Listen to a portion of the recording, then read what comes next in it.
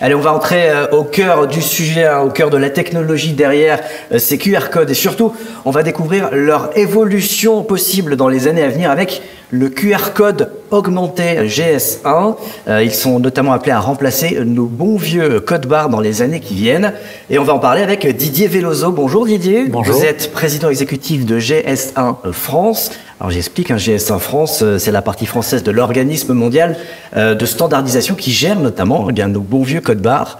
Le code barre qui fait de quoi, 50 ans? Il est temps de passer la main, non, c'est ça? Il est temps de le faire évoluer. Justement, pourquoi alors? Alors le code barre nous a bien aidé dans le développement de l'économie mondiale. Grâce à ce petit code et sa représentation en code barre, on a pu ainsi automatiser les échanges, parce que justement c'est un code qui est utilisé au niveau international, interopérable, qui permet donc d'automatiser les échanges au niveau français, mais également au niveau international. Donc derrière ce petit code, sa représentation en code barre, il y a beaucoup de données produits qui permettent cet échange fluide, interopérable des informations. Alors, pourquoi le remplacer avec un QR code que vous avez amélioré? C'est bien ça? Tout à fait. On s'est aussi rendu compte que les consommateurs, notamment, étaient en demande de plus d'informations produits. Les données produits deviennent de l'information produit pour les consommateurs et qu'il fallait mettre à la disposition des consommateurs et de l'ensemble des intervenants de la chaîne de valeur un système de capture plus riche. Et le QR code n'est rien d'autre qu'un code barre nouvelle génération qui a les informations d'un code barre, mais qui en plus a des informations dynamiques, additionnelles, et qui en plus peuvent être lues par l'ensemble de la chaîne de valeur, mais également par les consommateurs à travers un simple smartphone. En clair, ce QR code augmenté, c'est un peu la fusion du code barre et du QR code tel qu'on le connaît, celui qui nous envoie vers Internet ou vers une application. Sauf que là, directement encodé, on va trouver d'autres informations, notamment d'où viennent les produits, la traçabilité, j'imagine. Quoi d'autre? Qu'est-ce qu'on va trouver derrière ce QR code? Tout à fait, on ne l'a pas appelé augmenté par hasard, il est augmenté par rapport au code à barre, il est également augmenté par rapport à n'importe quel autre QR code qui existe sur le marché.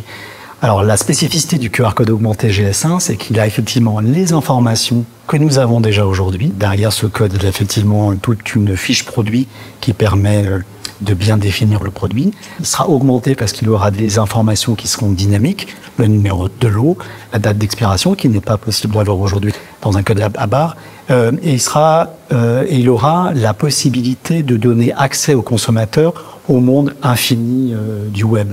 Et ça, c'est simple parce qu'il suffit de prendre son téléphone et de scanner n'importe quel consommateur pour le faire dans les rayons. 70% au moins de nos consommateurs ont un smartphone qui est capable de lire, et ça va en s'accroissant, ils savent le faire. Donc, il était temps de faire évoluer le code barre pour garder toute la richesse du code barre, mais de l'augmenter à travers les données additionnelles et ce lien vers le monde infini du web que le QR code peut apporter. Donc, en quelque sorte, le QR code augmenté GS1, c'est le meilleur des trois mondes. Donc, si j'ai bien compris, nos bons vieux codes barres vont disparaître.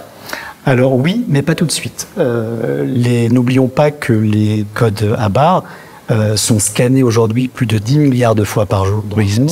C'est énorme. Il y a beaucoup de secteurs qui utilisent aujourd'hui ce système-là d'identification et d'échange d'informations. Donc ça ne va pas se faire du jour au lendemain.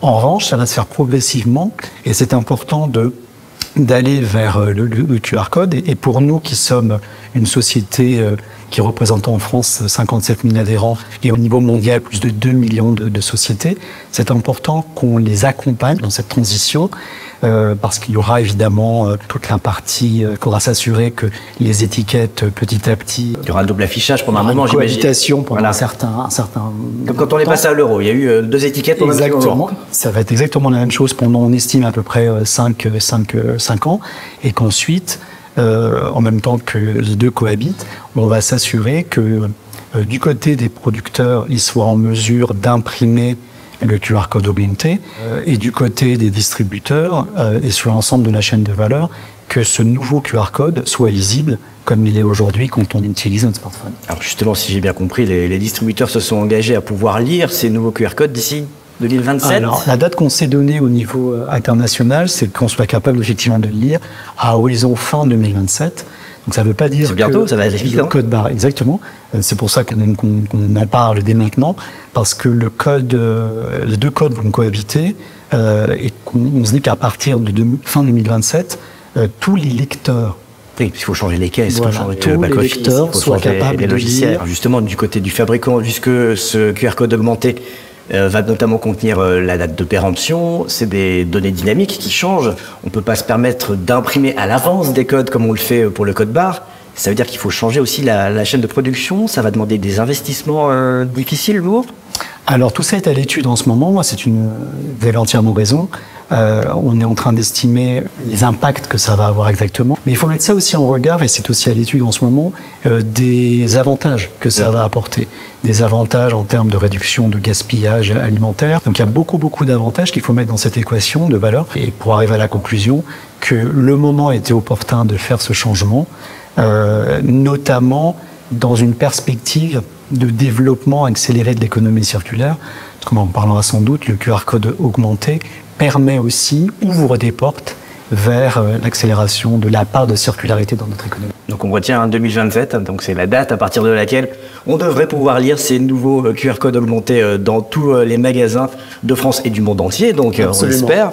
Et on va tout de suite retrouver Annabelle pour la suite de cette étude qui va justement nous expliquer quelles sont les utilisations actuelles du QR code, les usages et les pratiques en France.